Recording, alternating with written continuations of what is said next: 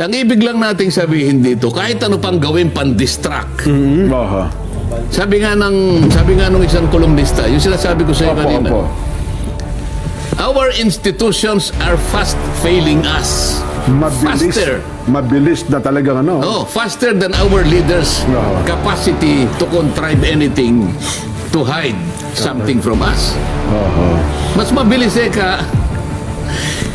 itong pagbulusok ng ating mga institusyon kaysa bilis nila na mapagtakpan ang mga pangyayari mula sa ating pagkaunawa. Aha.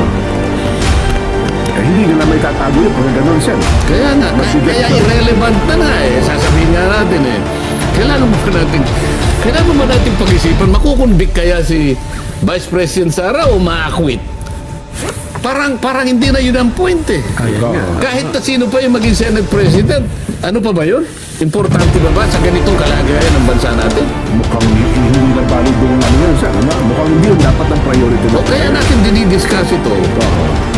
Importante kasi ito dahil ito yung kalagayan ng bansa natin.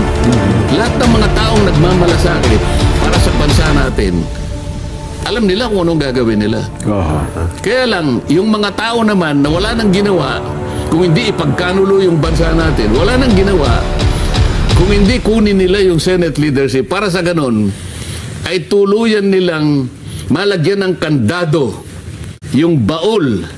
Para sa ganon, yung baul ng Blue Ribbon, para yung skandal ng flood control ay talagang maibaon na sa limot at mailagay na sa isang kalagayan, kumbaga ilalagay sa isang panic room na kahit anong gawin mo, kahit nagamitan mo siguro ng pinakamalakas na acetylene na ano yan, hindi mo na hindi na mabubuksan. mabubuksan. Ganun ang gusto nilang gawin. Talagang silyadong gusto nila, no? Paano